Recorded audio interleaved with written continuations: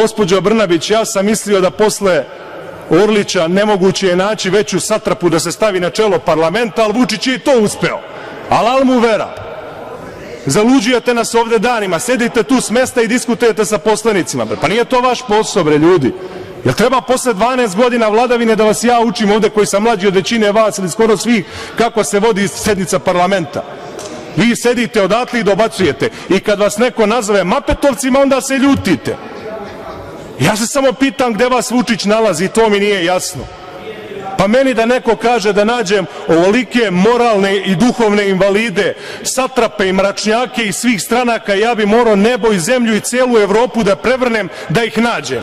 On vas je našao i metnuo vas ovde da nam ispirate mozak. Već 12. godinu vršite lobotomiju nad ovom zemljom i nad ovim narodom, nad građanima ove zemlje. Zaglupljujete, sprovodite teror.